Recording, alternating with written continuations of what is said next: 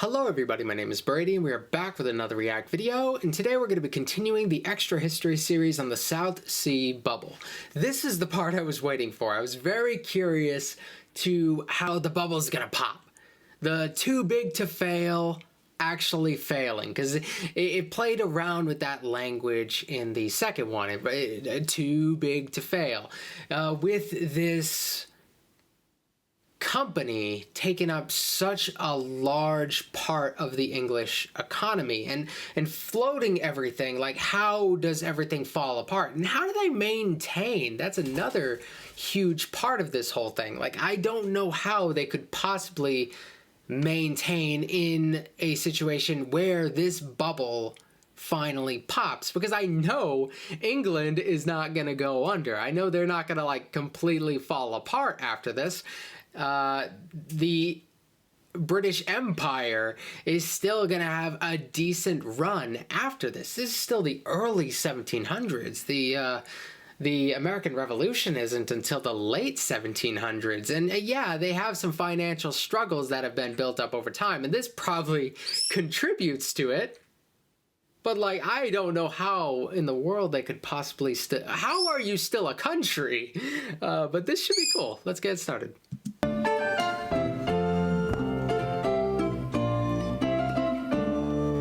Last we left off, South Sea shares were at an all-time high, but under the surface, things were amiss. The company had burned through much of the money it made selling stock by giving people ridiculous terms on shares and offering loans to anybody wanting to buy into South Sea. Legislating its rivals out of business had caused bankrupt business owners to sell South Sea shares to cover their debt. And to cap it all off, the company still hadn't made a single cent selling goods in the South Sea. As August came to a close, these cracks had started to show. The company had ceased its meteoric rise, and in fact was starting to go south. And Blunt knew that if the shares began to fall, people would start to take a closer look at South Sea House, and realize just how bad a shape it was. So, people don't seem to realize that the company is fake, basically. It's not, they don't actually really do anything besides move money around. I guess that was kind of obvious. Sorry, my mouse is in the way. I guess that was kind of obvious from the beginning. Like, who would invest in this unless they have an abstract understanding of economics and they're like, oh, value is what we put into it, and here's where the winds are blowing. And there are plenty of people who probably do see it that way, but a lot of people might not realize that they're not a real company. Oh gosh, that's something. Maybe this is why I never learned that much about the South Sea Company, because a lot of what I do takes place more in English America, and they didn't do anything in English America. Like, they merely existed. That's really interesting, though. People would start to take a closer look at South Sea House and realize just how bad a shape it was in. So Blunt did the only thing Blunt could do: sell more shares at an even higher price. This was Blunt at his bluntiest. He opened up a new round of stock for purchase at the impossible price of £1,000 a share, while at the same time quietly beginning to sell off what stock he owned in his own company. He pushed that fresh batch of stocks hard, though. This time, he offered even more ridiculous incentives, asking for only 10% up front and no payments for a year. I mean, at this point, that sounds more like a late-night TV ad than a stock sale. But lucky for Blunt, the hype around the South Sea Company was still so strong that he was able to sell all of the new stock, bringing in about £1 million more. This was the last time, though. As Blunt sold these absurdly expensive shares, he had to know that anybody buying in was bound to lose their shirt. The South Sea cash reserves were just too low, and the stock price too high for them to conceivably continue to inflate the share value. So I don't fully understand a lot of the financial laws in England during this time. My best point of reference is like America in the late 1700s, as we like post-Constitution America, like those early years, and even things like insider trading. While you didn't want to get caught for it,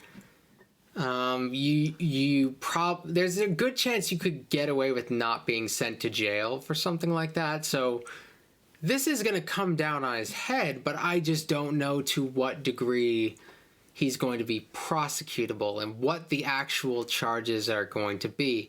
The American financial system, like the American legal system, are built upon like English institutions with little tweaks here and there. So maybe I'll be familiar with some of the concepts, or there might be divergence that would cause this to be a little bit more foreign to me, and I'm not sure exactly what direction that'll be. Had pushed this monster as far as it could go. And ironically, the bump in share price that Blunt created with this new inflated round of stock was just what some of the earlier investors were looking for in order to get out. As those who had invested early and taken advantage of the 20% down deal had the rest of their payment come due, many found it to be a good time to walk away rather than reinvest their profits back into the company. One such investor was Robert Walpole. You remember him? The great opponent of the South Sea Company? The man Blunt got locked up way back when they were first forming South Sea? Well, despite the whole getting locked in the Tower of London incident, he'd been making a tidy profit off of South Sea stock this whole time, and was in fact planning to reinvest when his friend and personal financial manager, Robert Jacomb, interceded and stopped him from putting money back into South Sea. This not only saved Walpole his personal fortune, but, as we will see next week, cemented his reputation in days to come. As South Sea stock... Yeah, Robert Walpole, out of anybody in this, is one of the only ones that I actually know the name of. Maybe this might actually give a little bit of context to things, because since he seemed to have made a killing in this situation, perhaps that is one of the things that... I don't know what things were like before this all went down for him, but it's possible him making a killing here is kind of the foundation of why I would have heard about him in the first place, having that like capital behind him. So maybe, I don't know, but that is like the only name outside of the Georges and like the really obvious ones that has been familiar to me going into this series. Inevitably began to droop again. Blunt, having no cash left in the reserves to prop up the share price, tried one last desperate gamble. He offered a dividend of 30% on the stock, with the dividend moving up to 50% for the next 10 years. This was meant to be an offer too attractive to pass up, but instead, it just made all of those investors who were still dreaming the South Sea dream snap awake. Just to cover this dividend, the company would have to make roughly £15 million a year, or roughly a quarter of the gross domestic product of Great Britain. At long last, the British population thought to themselves, that seems a little unrealistic. Sell. With confidence in the company vanishing and nothing left in its coffers, the stock began to plummet. It fell hundreds of pounds a week, and by the middle of September was barely over £150 a share. This down from Blunt's £1,000 share sale just from 3 weeks earlier. Anybody who had invested late, and especially anybody who'd taken out loans to do so, was ruined. Bankruptcies were rampant, and suicides only slightly less so. Soon, even the old Hollow Sword Blade Company closed up shop, with nothing more than a nice note on the door saying they would certainly cover any of their existing obligations, so just please check back later. Unfortunately, no one informed the king, who was on holiday in his native Hanover. So as the South Sea Company fell apart, so did the royal finances. Which leads us nicely to the final chapter of this tale, the fallout. Do you remember how Walpole had originally tried to convince the government to lock the shares the South Sea could swap for debt to a fixed value? And remember earlier how his friend Jacomb had made him divest himself of all of his stock before the collapse? Well, Walpole saw an opportunity in this. He presented himself as the righteous defender of the public against the madness of markets, attempting to seize this chance to get the public on his side, and to finally get even with those who had locked him up so many years ago. But Walpole was a man of wheels within wheels, and beneath this new public persona, and only slightly veiled chance for revenge, he was secretly playing at a much greater opportunity, a chance to take over the government. It would be a dicey game because he'd have to make it look like he was helping his fellow Whigs, while at the same time making sure that the current leaders of the Whig party got caught in the blast radius from the South Sea scandal. He would also need to save the king from the fallout, because he would need the king's favor if he was going to take over. Besides, if the king went down with the South Sea Company, the Whigs might lose everything, and that wouldn't fit Walpole's plans at all. So Walpole is the guy who's going to be elevated in this series. So like the main characters are going to be destroyed, and Walpole is going to like come out of this looking a little bit better. That's interesting. And like, I guess the fact that his name was the most familiar to me, like, yeah, that makes all the sense in the world. Like, I don't know that much about him, but like, he has a very famous name. Like, it definitely is something that I've heard many times. I don't know if I've read anything like specifically about him, but he's like come up a lot in like broader histories, like unrelated to the South Sea bubble that I've read, I believe. I hope I'm not mixing up with somebody else. I don't know if there's more than one Walpole, but I don't know. Maybe there is. We'll see. Luckily for him, the Whig leadership had only one real plan: to have the Bank of England bail out their hated rival, South Sea. And even more luckily, he still had friends in the Bank of England from back when he first tried to have the government give the debt to the bank instead of South Sea. Walpole negotiated a much better deal with the bank than the rest of the leadership could, convincing them and the East India Company to offer to swap their stock for the now nearly worthless South Sea stock people were stuck with. He also got all outstanding debt that people owed the South Sea Company for buying stock on credit cancelled, which made him a public hero. Many people still lost their shirts, but at least now they wouldn't lose their whole wardrobe. The British public was still in a fervor, though, and a parliamentary inquiry was demanded.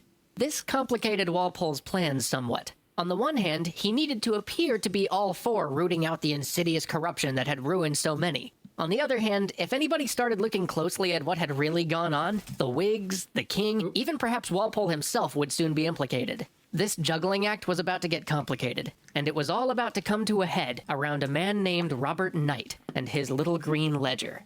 Join us next week for the conclusion of the South Sea bubble, as we dive into the fallout from the collapse of the South Sea Company, find out the ultimate fate of all our actors, and learn the wild tale of the small green book that had the power to take down the most powerful government in the world.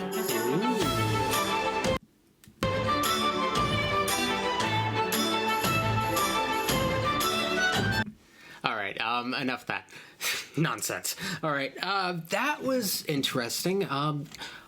I want to know about the little green book. We're going to have to get into the next episode real soon.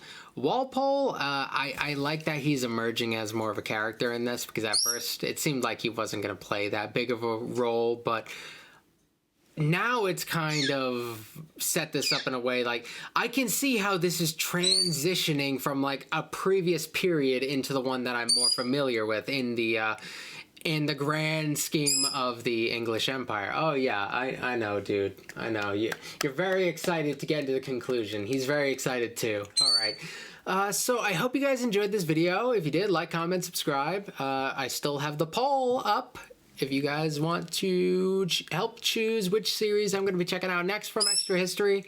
You can check that out. Thank you guys for watching, and I will see you guys tomorrow with another video. All right.